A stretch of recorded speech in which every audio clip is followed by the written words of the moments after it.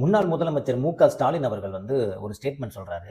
என்ன அப்படின்னா, மக்கள்லாம் ஓட்டு டிஎம்கேக்கு தான் போடணும்னு நினைச்சாங்களாம். எப்படி இருந்தாலும் டிஎம்கே தான் ஜெயிக்க போகுது. நாம எதுக்கு ஒரு மாத்தி தான் போட்டு பார்க்கலாமே அப்படின்ட்டு தான் டிவிகேக்கு போட்டாங்களாம். இப்படி தெரிஞ்சிருந்தா மக்கள் பார்த்தீங்கன்னா டிவிக்கு போட்டிருக்கவே மாட்டாங்களாம். எப்படி இருந்தாலும் நம்ம டிஎம்கே தானே ஜெயிக்க போகுது. ஒரு இடம் மாத்தி போட்டா என்ன ஆயிட போகுதுன்னு நினைச்சு நிறைய பேர் போட்டாங்களாம். போட்டவங்களாம் இப்போ ரொம்ப வருத்தப்படுறாங்களாம். அப்படின்ட்டு முன்னாள் முதலமைச்சர் மு.க. ஸ்டாலின் அவர்கள் சொல்றாங்க. என்னது இது சின்ன பிள்ளைத்தனமான இருக்கு. ஏன்னா கோடிக்கணக்கான மக்கள் பார்த்தீங்கன்னா, இப்படி நினைச்சிட்டு போட்டிருப்பாங்கன்னு நினைக்கிறீங்களா? இன்னும் ஓட்டு ஏன் உங்களுக்கு போட்டேன்னு தான் நிறைய பேர் நினைக்கிறாங்க. 108 இடத்துல வந்த டிவிக்கு இன்னமும் மெஜாரிட்டி போடாம விட்டுட்டாங்களே அப்படின்ட்டு டிவிக்கேவே பார்த்தீங்கன்னா 118 மெஜாரிட்டி தாண்டி வாங்கியிருக்கணும்.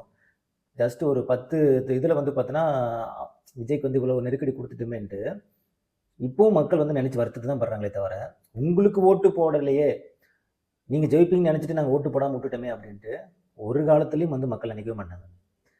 ஏன்னா இப்போ பார்த்தீங்கன்னா ஒரு வன்ம அரசியலை பார்த்தீங்கன்னா டிஎம்கே பண்ணிட்டு இருக்காங்க. நீங்கள் பார்த்தாலே தெரியும். விஜய் ஆட்சிக்கு எத்தனை நாள் ஆகுது? ஒரு வாரம் கூட ஆகல. 3 to 4 days தான் ஆயிருக்கு. இந்த 4 நாள்லேயே எவ்வளோ வன்மத்தை கொட்டுறாங்க பாருங்க. மு.க. ஸ்டாலின் அவர்கள் பார்த்தீங்கன்னா அறிக்கையா விடுறாரு. இது தப்பு, அது தப்பு, அது தப்புன்னு. இத்தனை நாளாக எங்கேயா போனீங்க நீங்கள்? 5 வருஷமா எங்கேயா போனீங்க? 5 வருஷமா இந்த நாட்டில் எவ்வளோ விஷயங்கள் நடந்துச்சு. போதை கலாச்சாரம் பயங்கரமாக பார்த்தீங்கன்னா தலைக்கு மேலே டான்ஸ் ஆடிட்டு இருந்துச்சு. பெண்கள் பாதுகாப்பு கேள்விக்குறியாக இருந்துச்சு. அப்போல்லாம் அறிக்கை விடாத மு.க. ஸ்டாலின் அவர்கள் இன்னொரு கட்சி ஆட்சிக்கு 3 நாள் ஆகல, சும்மா அறிக்கையாக விடுறீங்க. இவ்வளோ குறைகள் கண்டுபிடிக்கிறீங்க, இவ்வளோ தூரம் நீங்கள் பர்ஃபெக்ட்டுங்கிற மாதிரி காட்டிக்கிறீங்க. 5 வருஷம் எங்கே போனீங்க? 5 வருஷம் பொம்மையாட தான் இருந்தீங்க.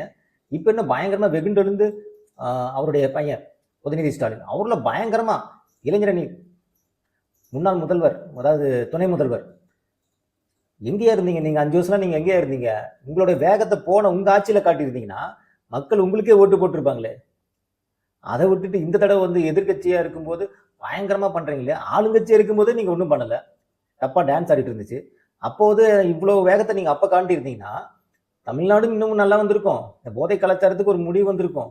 பெண்களுடைய பாதுகாப்பும் ஒரு சேஃபாக இருந்திருக்கும். உங்களுக்கு மக்கள் போட்டு திரும்பவும் உங்களை ஆட்சியில் உட்கார வச்சிருப்பாங்க. ஆட்சியிலேருந்து இறக்கியுமே நீங்கள் திருந்தாமல் உங்கள் மேலே இருக்கிற தப்பை நீங்கள் ஒத்துக்காமல் இருக்கிற போது திரும்ப எப்படி மக்கள் உங்களுக்கு ஆதரவு கொடுப்பாங்கன்னு நினைக்கிறீங்க?